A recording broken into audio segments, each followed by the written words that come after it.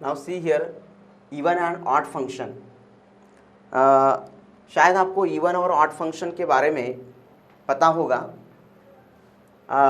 देखो even function कब होता है और ऑड फंक्शन कब होता है।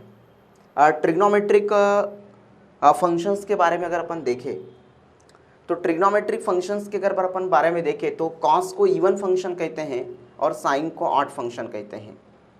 अब कॉस को इवन फंक्शन क्यों कहते हैं? क्योंकि कॉस का एंगल अगर निगेटिव है, ठीक है, ये कॉस का एंगल अगर निगेटिव है तो वो पॉजिटिव बनता है, ठीक है। अब कैसे क्या बनता है उसका एक स्टैंडर्ड यूनिट सर्कल निकाल के वो डिराइव करते हैं, वो अलग कॉन्सेप्ट बन जाता है। लेकिन फिलहाल अपन इतना याद रखो कि कॉस का एंगल अगर निगेटिव है तो वो पॉजिटिव बनता है, और आपको पता है कि अगर किसी निगेटिव नंबर का या पावर अगर इवन है तो वो पॉजिटिव होता है। तो कॉस का एंगल अगर निगेटिव है तो वो पॉजिटिव होता है, इसलिए कॉस एक्स को इवन फंक्शन कहते हैं। क्या कहते हैं इसको? इवन फंक्शन कहते हैं। और साइन का एंगल अगर निगेटिव है तो वो निगेटिव होता है, इसलिए साइन को ऑड फंक्शन कहते हैं। क्या कहते हैं इसको? ऑड फंक्शन कहते हैं।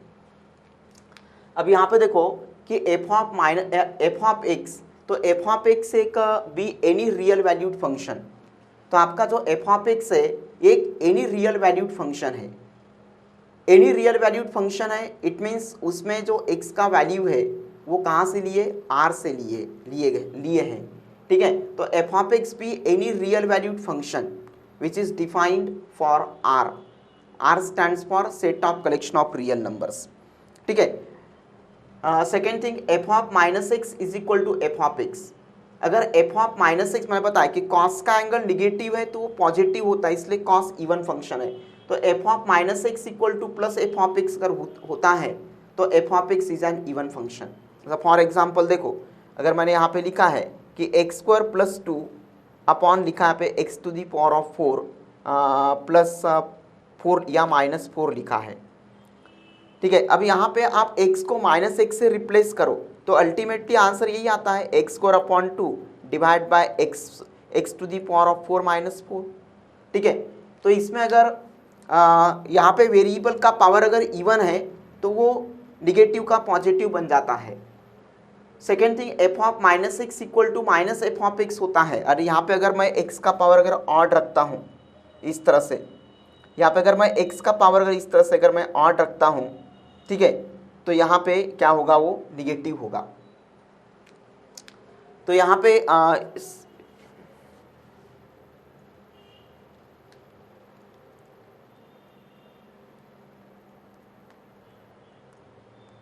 अल्टीमेटली आंसर वही आना चाहिए।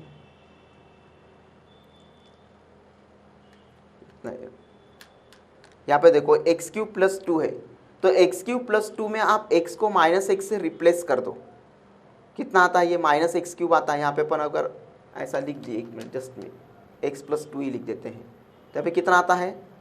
ये होगा आपका minus x cube plus 2 divide bye minus x plus 2। अब यहाँ पे मैं माइनस लिख देता हूँ, यहाँ पे भी मैं मान के चलो नहीं, यहाँ से अगर माइनस साइन कॉमन निकाले तो एक्स क्यूब कितना होगा? माइनस 2 डिवाइड बाय यहाँ से माइनस साइन कॉमन निकाले तो एक्स कितना होगा? हमारे माइनस माइनस प्लस बन जाएगा। तो यहाँ पे एक प्रॉपर टर्म लेना पड़ेगा उसमें। चलो कम टू, यहाँ पे देखो इस टाइप का प्रॉब्लम आएगा। तो अगर f of minus x equal to अगर माइनस एफ ऑफ एक्स होता है तो f of x is an odd function, ठीक है। वो ऑड कब होगा? जब एक्स का पावर ऑड रहेगा। जब एक्स का पावर ऑड रहेगा तो वो माइनस बन जाएगा। Second thing, f of x equal to 0, the constant function is both even and odd. यानी आपका जो कांस्टेंट फंक्शन होता है, जैसा f of x equal to 0 या f of x is equal to 1 या 2 वगैरह, तो जो कांस्टेंट फंक्शन होता है वो कांस्टेंट फंक्शन दोनों होता है, इवन भी होता है और ऑड भी होता है। तो यहाँ पे मैं इन जनरल अपन सी लिख देते हैं, सी, 0 मत लिखो, सी लिख दो। तो f of x is equal to c, c stands for your constant function, और constant function is both even and odd. अब देखो the graph of the even function, and even function का जो ग्राफ होगा which is symmetric about the y axis, ठीक है, symmetric about the y axis. Symmetric about the y axis मतलब जो y axis है, ठीक है, तो the graph of the even function, and even function का जो ग्राफ है वो y एक्सिस के लिए क्या होगा, या y एक्सिस के रिस्पेक्ट में अबाउट द y एक्सिस क्या होगा, वो सिमेट्रिक होगा। सिमेट्रिक का मतलब क्या होता है, सिमेट्रिक इट मीन्स दो इक्वल पार्ट में डिवाइड होना, इक्वली डिवाइड होना। Then graph of the odd function, तो ऑड फंक्शन का जो ग्राफ है which is symmetric about the origin, and odd function का जो ग्राफ है वो ओरिजिन के रिस्पेक्ट में सिमेट्रिक होगा। एंड इस तरह से अगर अपन लिख सकते हैं इस तरह से, ठीक है, तो ऑड फंक्शन का जो ग्राफ होगा वो ओरिजिन के रिस्पेक्ट में सिमेट्रिक होगा, और इवन फंक्शन का जो ग्राफ होगा वो y एक्सिस के रिस्पेक्ट में क्या होगा, इस तरह से सिमेट्रिक होगा। ठीक है, any function f of x can be expressed as the sum of an odd function and even function, यानी कोई भी फंक्शन हो उसको अपन ऑड फंक्शन और इवन फंक्शन के सम में एक्सप्रेस कर सकते हैं। And any function f of x can be expressed as sum of an odd function and even function, and ये देखो f of x equal to f of x plus f of minus x divide by 2 plus f of x minus f of minus x divide by 2, यानी जो पहला मतलब the first term, मतलब ये जो पहला टर्म है ये इवन है और जो सेकेंड टर्म है वो ऑड है। एंड एनी फंक्शन, कोई भी फंक्शन हो, it can be expressed as the sum of an odd function and even function. जैसा कि अपन मैट्रिक्स और डिटर्मिनेंट में देखे कि एनी मैट्रिक्स या एनी डिटर्मिनेंट, ठीक है, it can be expressed as the sum of symmetric matrix and skew symmetric matrix, and any matrix and A can be expressed as a skew symmetric and symmetric matrix। तो वैसा any function can be expressed as the sum of an odd function and even function like this। ठीक है, जैसा matrix के case में होता है 1/2 A plus AT, ठीक है, प्लस 1/2 A माइनस AT, इस तरह से। and any matrix it can be expressed as the sum of symmetric matrix and skew symmetric matrix। तो ऐसा any function it can be expressed as the sum of an odd function and even function। तो ये जैसा ये है, ये symmetric है पहला टर्म, और दूसरा क्या है, स्क्यू सिमेट्रिक है। तो ये पहला टर्म इवन फंक्शन है और दूसरा टर्म ऑड फंक्शन है। यानी even this is the even function, this is the odd function, and sum of the even function and odd function, and sum even function और ऑड फंक्शन मतलब ये cut जाएगा, ठीक है, इस तरह से कट जाएगा। तो f of x plus f of x twice f of x और twice f of x upon 2 मतलब f of x, and LHS equal to RHS ही आता है। ठीक है, तो any function it can be expressed as the sum of an odd function and even function. This is your even function, so यहाँ पे ये सिमेट्रिक, तो वैसे ये इवन फंक्शन, ये स्क्यू सिमेट्रिक, तो वैसे ये ऑड फंक्शन। तो ये इवन फंक्शन और ये ऑड फंक्शन दोनों का प्लस कर दिए तो इक्वल टू क्या आता है, गिवन फंक्शन ही आता है। देन इक्वल फंक्शन, अब दो फंक्शन को अपन इक्वल फंक्शन कब कहेंगे, इक्वालिटी, जिसको बोल सकते हैं अपन equality of the two functions. क्या बोलेंगे अपन, इक्वालिटी ऑफ टू फंक्शंस। तो दो फंक्शंस इक्वल कब होंगे, equal in the sense same या आइडेंटिटिकल कब कहलाएंगे, जब दोनों फंक्शन का डोमेन, और देखो यहाँ पे दो फंक्शंस है, here the define the two functions f and g।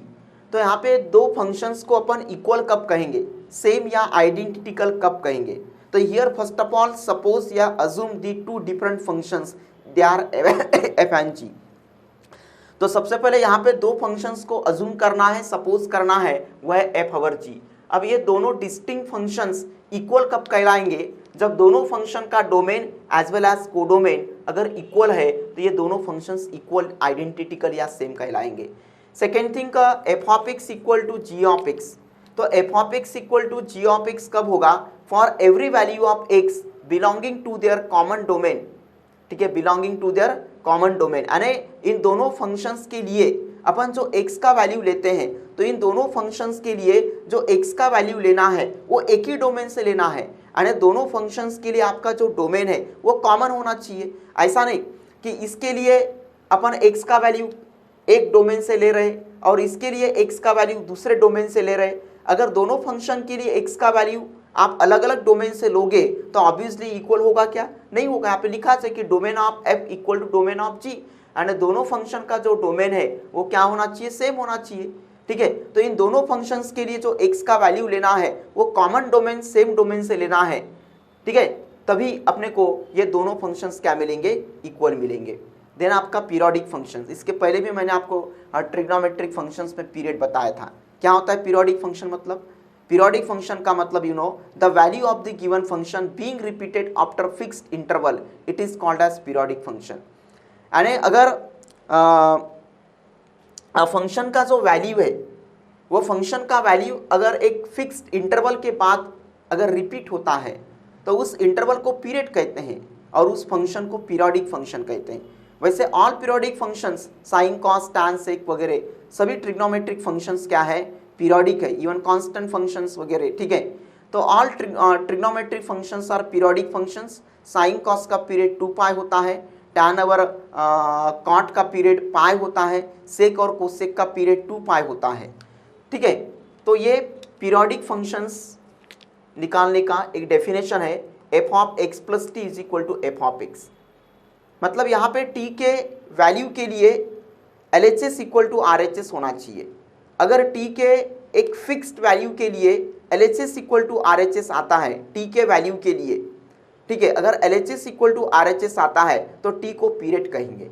और ये जो फंक्शन है एफ ऑफ, तो ये जो फंक्शन होता है उसको पीरियोडिक फंक्शन कहेंगे। और एक फिक्स इंटरवल के बाद, अगर एक फिक्स इंटरवल के बाद वैल्यू अगर रिपीट होता है, एक फिक्स इंटरवल के बाद अगर वैल्यू रिपीट होता है तो उस फिक्स इंटरवल को पीरियड कहते हैं। जबकि टी इस वैल्यू के लिए अगर L H S equal to R H S आता है तो टी को पीरियड कहेंगे, और जिसके लिए आता है, जिस फंक्शन के लिए आता है, उस फंक्शन को पीरियोडिक फंक्शन कहेंगे। सो इन दिस वे